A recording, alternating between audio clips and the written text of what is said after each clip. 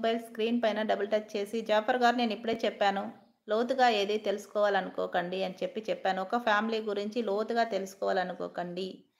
మీరు అదే క్వెషన్ ఎన్ని సార్లు పాస్ చేసినా నేను మీరు చెప్పినట్టే నేను క్వెషన్ పాస్ చేస్తూ ఉంటా. ఈరోజు హనుమంతుల వారు లేనట్టు ఉన్నారు సిస్టర్. అరే! ఉన్నారు. ఎక్కడికి వెళ్ళలేదు. ఇంతకు ముందే వచ్చారు. మార్నింగ్ నుండి లేరు. ఇప్పుడే వచ్చారు. హనుమంతులు గారు ఎక్కడ లేరు. ఉన్నారు. ఎక్కడికో వెళ్ళినట్టున్నారు. ఇప్పుడు మిమ్మల్ని చూడలేదు. చూసి ఉంటే పలకరించిండు. అంటే లైవ్‌లో నుండి బయట వెళ్ళినట్టున్నారు.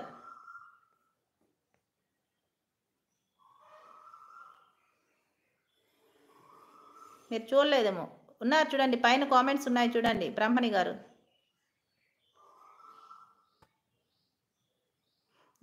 మా పేరు చెప్పండి. నాగిరెడ్డి గారు హాయ్ అండి. వెల్కమ్ లైవ్ అండి నాగిరెడ్డి గారు.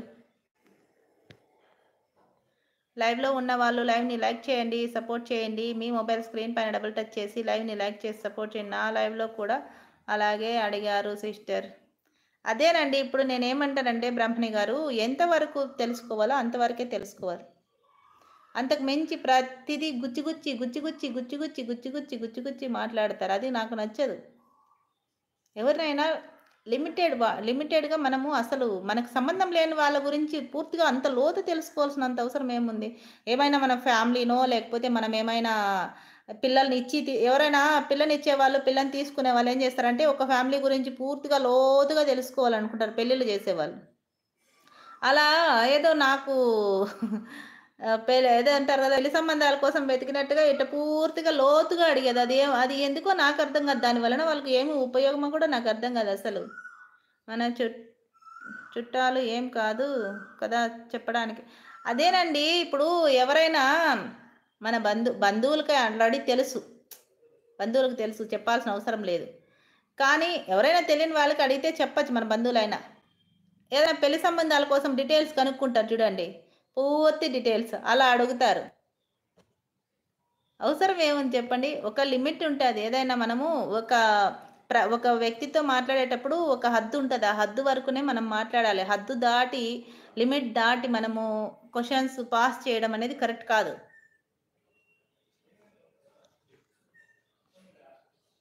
మనం ఎంత ఇది చేసినా ఒక వ్యక్తితో మాట్లాడేటప్పుడు ఎవ్వరైనా అయిపోని ఒక గీత పెట్టుకోండి. ఆ గీత దాటి మనం మాట్లాడకూడదు. ఇంతే మన హద్దు. మన హద్దుని ఇంతవరకునే మాట్లాడాలి అని పెట్టండి.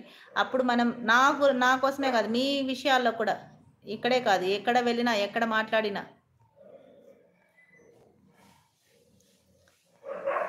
సుబ్రహ్మణ్యం గారు మీకు ఇంతకుముందు మీరు లైవ్కి వచ్చినప్పుడు కూడా చాలా సార్లు చెప్పానండి. మీరు ఇలాగే అడిగారు. తిరుపతి నుండి లైవ్ చేస్తున్నానని చాలా సార్లు చెప్పాను సుబ్రహ్మణ్యం గారు మీకు.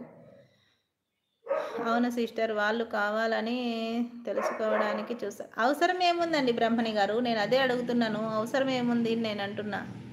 కరెక్ట్ చెప్పారు. థ్యాంక్ యూ సో మచ్ అండి. థ్యాంక్ యూ శేఖర్ గారు. మనకి ఒక హద్దు ఉంటుంది. ఆ హద్దుని దాటి ఇది చేయకూడదు. ఒక్క నిమిషం ఉండండి హరి గారు. మేడం నేను జస్ట్ పిల్లలు అవసరం ఏముందండి? నేను అదే అంటున్నా. ఇప్పుడు ఒక క్వశ్చన్ 100 సార్లు వేశారు. ఆ క్వశ్చన్కి ఆన్సర్ చెప్పాను. ఆగిపోండి అని చెప్పాను. మీ గురించి కాదు. మీ గురించి ఒక్కరి గురించే కాదు. అదే క్వెషన్ ఇప్పుడు ఒక క్వెషన్ ఆన్సర్ రాలేదు అని అంటే అక్కడికి ఆగిపోవాలి. మరి అదే అడుగుతారు. మీరు ఒక్కరని కాదు అందరూ అదే చేస్తున్నారు. జాఫర్ గారు మీరే కాదు. ప్రతి ఒక్కరు అదే అడుగుతున్నారు. అది కాదు. ఇంకా అవసరం ఏముంది? నేను చేస్తున్నాను. నా వరకు మాట్లాడండి. ఏదైనా ఉంటే నేను ఇప్పుడు మీతో మాట్లాడుతున్నా, మీకు సమాధానం ఇస్తున్నా. ఇప్పుడు నేను మీ ఫ్యామిలీ ఏంటి, మీ పిల్లలు ఏంటి, మీ వయసు ఎంత, మీ భార్య వయసు ఎంత, మీ అమ్మ ఏం చేస్తుంది, మీ నాన్న ఏం చేస్తుంది, మీరేంటి, మీ ఇల్లు మీది ఇటుకలేసి కట్టారా, సిమెంట్ వేసి కట్టారా, లేకపోయినా పైన మాల్టింగ్ కమ్ములు వేస్తారా? ఇలా ప్రశ్నించలేదు కదా. మీకు గోడ ఉందా, గోడ మీద బల్లు ఉందా, అది ఆడబల్లా మగబల్లా, ఇలా ప్రశ్నించలేదు కదా. అలా ప్రశ్నించకూడదు. కరెక్ట్ కాదు అది. చిరాకుగా ఉంటుందండి. ఒక లైవ్ నేను ఇంతగా మాట్లాడుతున్నాను. ఇంతమందికి ఆన్సర్ చేయాలి. మీకు ఒక్కరికే 100 క్వశ్చన్లకు ఆన్సర్ చేస్తే ఇంతమందికి నేను ఎప్పుడు సమాధానం చెప్పాలి? ఇంతమందికి రెస్పెక్ట్ చేయాలా వద్దా నేను? చెప్పండి. ఇంతమందిని రెస్పెక్ట్ చేసి పలకరించాలి కదా. మీరే 100 క్వశ్చన్లు వేస్తే 100 క్వశ్చన్లకు మీకు ఒక్కరికే నేను ఆన్సర్ చేస్తే నేను మిగతా వాళ్ళకి ఎలా ఆన్సర్ చేయాలి? అర్థం చేసుకోండి. మేడం డిస్కషన్లో ఉన్నారు.